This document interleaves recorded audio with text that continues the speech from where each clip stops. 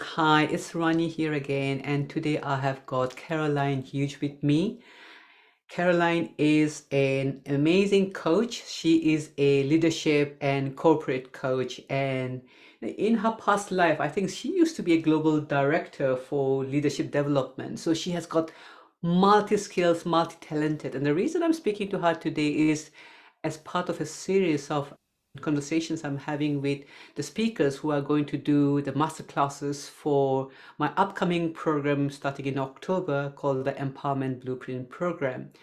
And there was no way I wouldn't have Caroline as one of the guest speakers. I would like to say something about who Caroline is for me. I only got to know about Caroline last year. Before that, I didn't even know someone called Caroline Hughes even existed. She definitely didn't exist in my world. And one of the things I've come to know is that Caroline, she will be your cheerleader for you.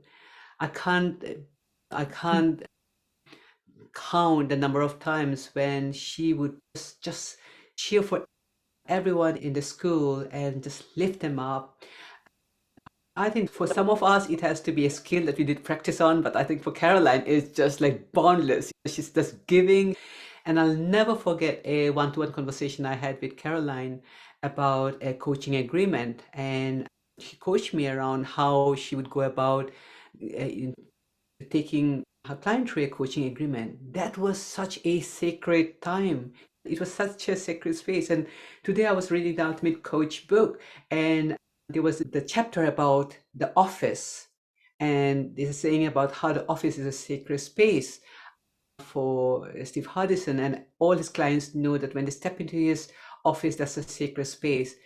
I felt the same when Caroline was taking me through the coaching agreement. That the space to talk about the agreement was a sacred space.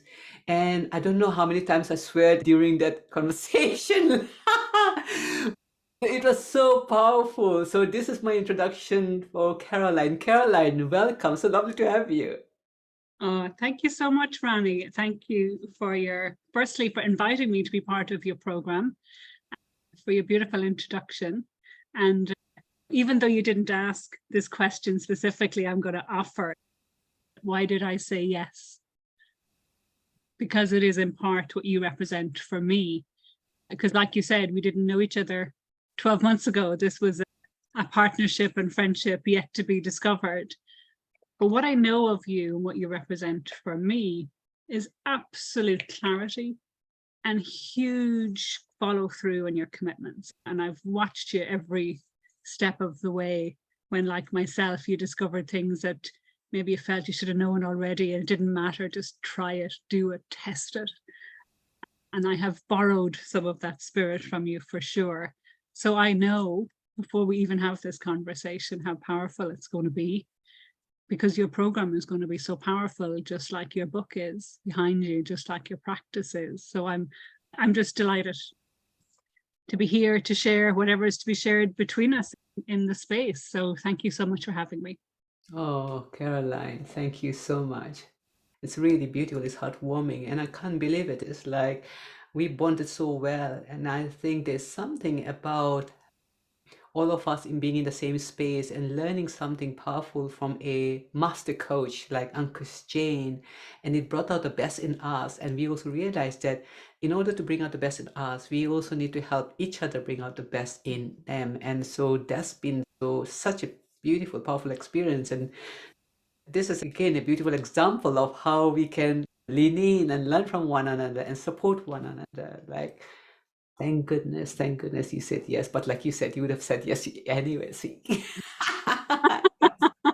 that's Yeah, beautiful. it's true. We lift each other up. Yeah. Yeah, absolutely. And one of the things that we will be covering, and I know it might change, but you said in your voice message to me that before you went for your Africa trip, which you talked to me about, and which is beautiful. And by the way, it's all coming out, I think, what Caroline was up to in Africa in her newsletter. So if you're on LinkedIn, you really need to follow Caroline Hughes. She has a newsletter that you need to sign up for, and you'll get lots of gold. Is that right? This is where you get your newsletter? Yes. Yeah. Yes. LinkedIn? Yes. Hughes News. Yes. Brilliant. I will also put a link to your newsletter when I share this on LinkedIn. And I I forgot my line of thought now. What the hell I was what the hell I was saying, Caroline? I can't remember right now. I But love it. Go with it. Go with the last line. yeah. When I thought about the Hughes news, it just took away my next line. I thought, but this is it, isn't it? This is how it's meant to be.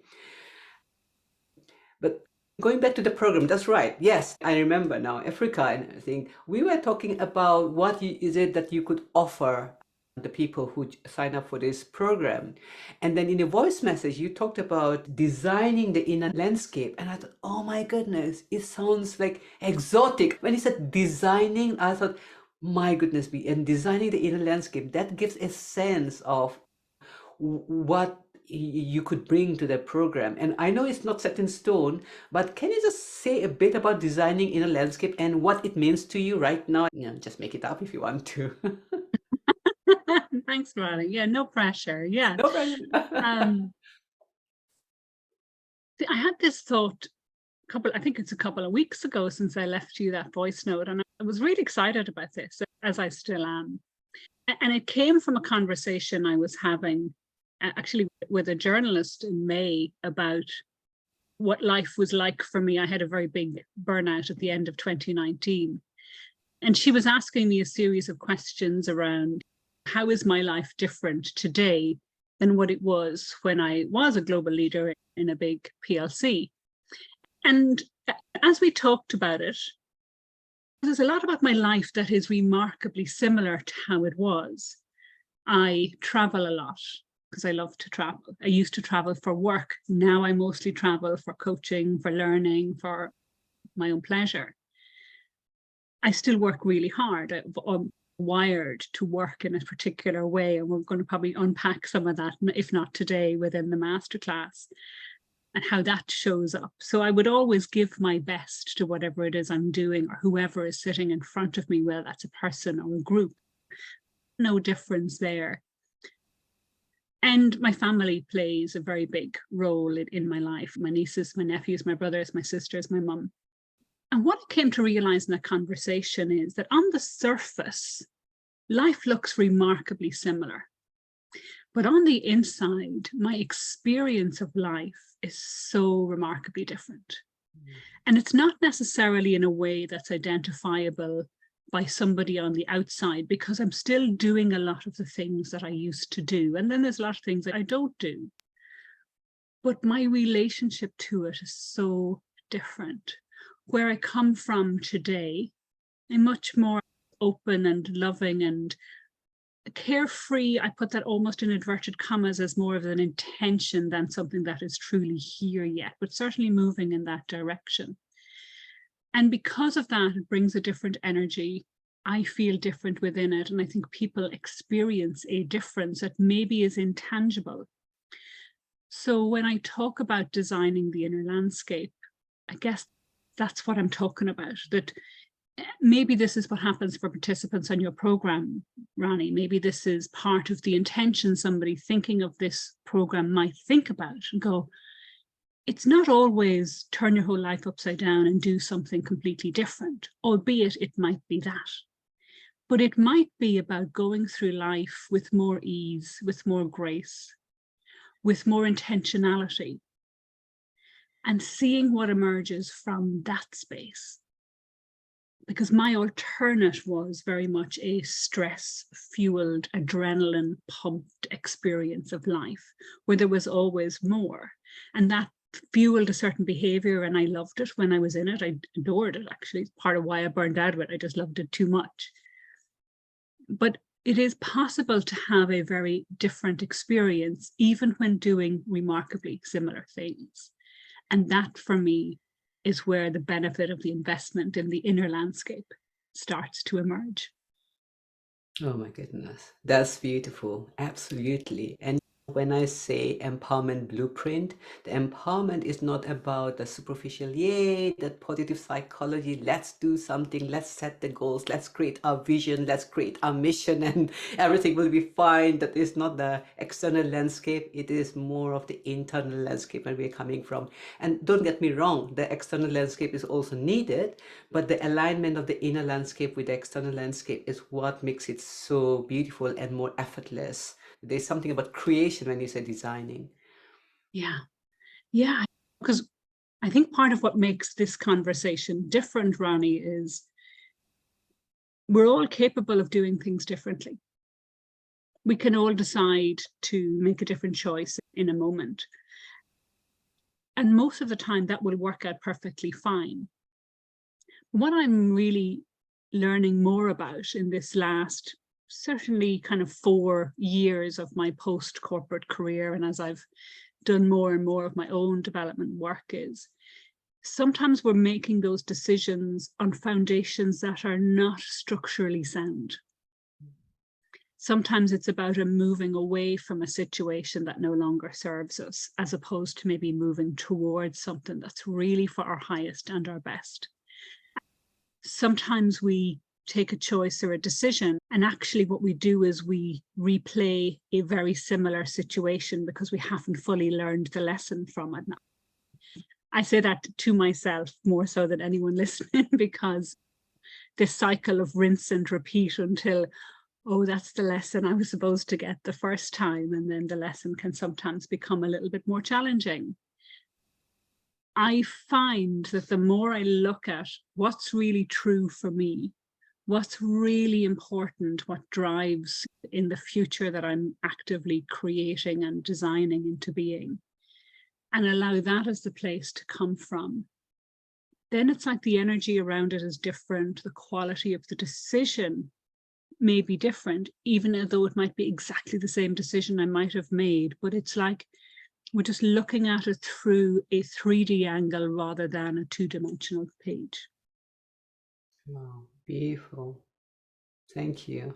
Wow, I can't wait to get into this in more depth. But for the time being, as this is a shortish conversation, let's talk about the document. And anyone who's been following the last few interviews, they know that with every single speaker who I've been interviewing, I've been asking them about the document. Can you say what the document means to you and how your life has been impacted after the creation of the document and living from the document? Yeah, let me start with something I heard during our trip to India earlier this year, Rani, at the Ultimate event in Mumbai. And I was really struck by 2 of the speakers in particular. One was Amy Hardison, Steve's wife, where she talked about we all have a default being. And this kind of resonates with what I was saying earlier. And she described that very beautifully. She said, our default being, or a default setting or beliefs, whatever language you want to put on this, it's how we wake up in the morning. It's the way in which we enter our day. Is it, oh, another day, another dollar? Is it, oh my gosh, I can't believe what I'm about to do today? Yeah. Or all the variations in between. And she put it very beautifully. She said, the way we wake up in the morning is conditioning throughout a lifetime. It could be very young, it could be very recent, it could be a very old conditioning that just repeats through life. And she talked about when we take a decision to interrupt those default patterns, those old assumptions, to turn the volume up on the beliefs and start to see them for what they are. Something that was innocently created as a coping mechanism in a moment that somehow became to be true for us, but really long after the truth of it was gone. And that really struck me, because I sometimes feel in the conversation about the document that the document is the Holy Grail. Because the document for me is about starting to create a new set of rules for my life, if you like, a new declaration. And just because it exists doesn't mean it is so automatically. So my journey with the document not just the forgiveness that is a very big part of the actual uncovering of the document, which I think Nick took us through so beautifully on your conversation, but actually it's a way to step boldly into what it is we want to create. And it doesn't mean that the default setting doesn't sometimes occur. It doesn't mean that those old habits and beliefs don't come back.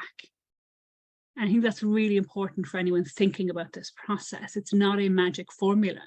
I think Steve Hardison at one point said, think of it as a baptism rather than as nirvana. It's not a place to arrive, but it starts to now reroute not just our neural pathways in our brain, but the way in which we think about the opportunity of life. And in that gap between, I see it like this as a default setting, and then there's your created setting. The gap in the middle is all about self-forgiveness. The piece in the middle is about catching it and going, oh, if I look in the direction of this declaration, what is my choice now? How is it going to be different? Because when people designed the Declaration of Independence for the United States, for example, it didn't say, oh, maybe we'll have free speech, and when we feel like it, we'll do whatever it is. It's very clear, they have rights. It's set down. It's very much, it's a doctrine to live into. So that's what the document is representing for me, Rani. And in that, it's like this massive magnet for possibility, for how my life can unfold differently from here on in. I love it. Oh, wow. Yeah, I just love this. It's so beautiful. Thank you for reminding what Amy Hardison said about the default way of being. Yes. And how when we are not living in a document, it's not a case of fudge. I have done it again. Oh, now look at me. You said between the two, there is this opportunity for self-forgiveness. Yeah. Oh, wow. Thank you, Caroline. And Okay. for anyone who hasn't read the book, this is the Ultimate Coach book. You can go to the Ultimate Coach website and it gives clear guidance about how best to read this book. Caroline, at this stage, I would like to thank you for reading my document. Sorry, you have read my document. You have heard me speak about my document, but thank you for sending me a document. That's what I meant to say. Thank you for sending me a document. And what I've done is I've gone through it, and 2 lines stand out for me, but I'll go with the one that I thought was the one that many people might be struggling with a little bit. And the line is, I am safest when I am seen. That goes against what we think. We think if I'm seen, it's something to be fearful of, because people can judge us, people can do this, people can do that. I want you to share with the audience a bit about that line and expand on it. Yeah, okay. Thank you, Rani. Yeah. So I am safest when I am seen is the reverse of a set of old beliefs, the default setting that I just talked about. And in the default, I had all of these stories that I must be silent, that it is not safe to speak, that women should be seen and not heard, or children should be seen and not heard. And these are all these were innocent phrases, a lot of which I picked up either from others or I made up from myself. But what I started to see in the document process, in the forgiveness element of that, was actually the extent to which this was holding me back. And in those moments of decision that I was talking about earlier, to come on this webinar with you, not knowing what line you're going to pick, and be totally okay about that it's going to be okay. This is you and I having a conversation. Or in situations where I'm a lot less comfortable, like for example, 2 weeks ago, I was part of a talent competition. Now, I would rather tear my hair out than be on stage doing something, as I think you probably know this about me already. But I found myself in a situation where I was going, okay, but I am safest when I am seen. And allowing that line to help me be the bridge between that old dialogue that started to come back up. And that even if something is not perfect or goes wrong, or this was an African shamanic instrument that I learned across 4 days. My job was to shake it and to answer, it was a call, answer, question and answer, repeat chant that we were singing. That was it. No biggie. Like nobody was going to die as a result of this experiment.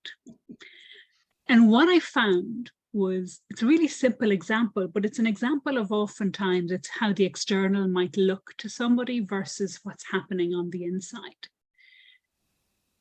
And this gradual stepping out, that it is okay for me to speak what's on my mind, that it is okay for me to show up dressed how I want to dress, or to have a different point of view to whatever the mainstream is. Because actually, the more visible we are, the more identifiable we are. The more identifiable we are, the safer we are, because we're present, we're there, we're remembered, we're stepping in, stepping up. And I guess that's part of the journey that I'm on, because I would say this is one of the lines, and I'm sure you have in your document as well, Rani, there are some that are closer to where I am now and some that are aspirations for there's a longer journey to get to. So I admire your ability to pick one of the lines that is still quite a distance for me to go to, so that I get to explain that this is not a magic formula, but this is really about a direction of travel for me. That old story that I had was, if I blend in and I'm like everybody else, then nothing bad will happen to me. Because it's a childhood story, and that language is actually quite, it's childlike, isn't it? Because that's how it was. That is a sense of what was true for me.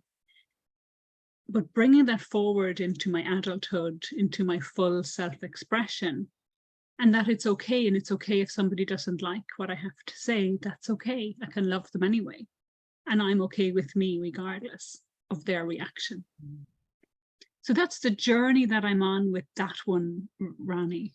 And it's certainly not a straight line. And I'm going to come back to my second speaker in India, which was Alok, whose surname I'm not going to attempt to pronounce because I don't pronounce it very well. But he talked about this, and he talked about default setting shows up, and this love more, judge less, go deep. And I use that to bridge that gap between the default and this statement. I am safest when I am seen. I am that I was put on this earth to shine. And so that's the aspiration that I live into. Oh. Thank you, Caroline. There was a reason I picked that. It speaks so strongly to me too.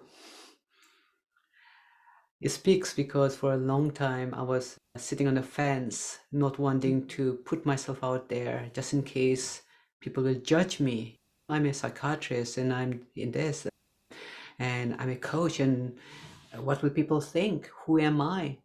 And I had a judgment, and it really felt safer not to be seen. But by playing small, I was doing people a disservice. I knew that. And so when I saw that line, I thought, that's such a beautiful line. And I know it's not just you and me. Most people will resonate with this line, and they will know that this is not a straight line. Anyone who says a straight line, I don't know how deep you have looked at that and what your aspirations are, but I would say that most of us would say there will always be, there is a bit of work to be done. And the reason I picked that up is also it will resonate with the people who sign up for my program, the Empowerment Blueprint, because I know a lot of heart-centered professionals. They have so much, they have the song and the heart, and they want to sing, and yet there's something holding them back. And one of the things that's holding most people back is that, who am I to be seen? Or maybe it's not safe to be seen. And I want to use this opportunity to say that even though people might say, wow, look at Caroline, but of course she will feel safe when she's seen. She's openly saying that, no, this is an ongoing process. Even Rani Bora is also clearly saying this is an ongoing process. So sometimes when we give ourselves permission to just be radically honest, I think it also gives other people permission to be honest and say, yes, this is a process and it's okay where I am. And the self-forgiveness, it always comes back to the self-forgiveness, and also considering that my default line might be I'm unsafe, and I have a choice. I can either live with the default line for the rest of my life, or I can really create something empowering through a process of self-forgiveness. And it might not be straightforward. It might take as long as it takes, but this can be a very beautiful healing journey of love and understanding. Yeah. What you're really pointing to, Rani, there is your blueprint, your new book. That's what you're creating. It's what we're creating. Yeah, absolutely. Wow, this has been such a beautiful conversation, Caroline. Thank you so much. I can't wait to have you. And I know we have got a date we have put in a diary, so I'll let people know. But is there any final words you want to say?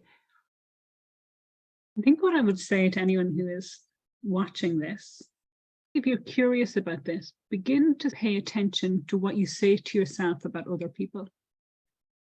That was really helpful for me in looking at what does this document mean? What's this default stuff? And when we start to recognize the narrative we have about others, particularly the negative narratives, it's a really big clue as to what we're really saying about ourselves. And I would encourage anyone who's interested in that conversation. I think, Rani, they're really well placed to have a conversation with you about what this program is looking to achieve, because this is the stuff of the blueprint, and this is about turning the volume up, or the font, make the font size bigger on what already is running the show.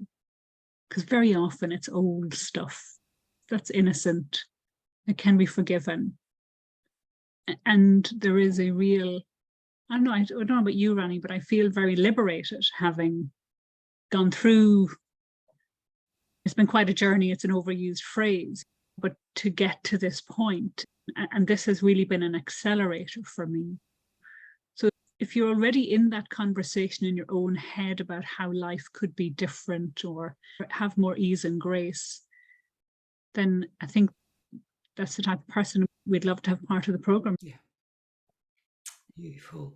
Thank you so much, Caroline. I really appreciate your time with me today. It's been amazing. And like I said before, I can't wait. And I know the people are going to get so much out of your masterclass. Thank you.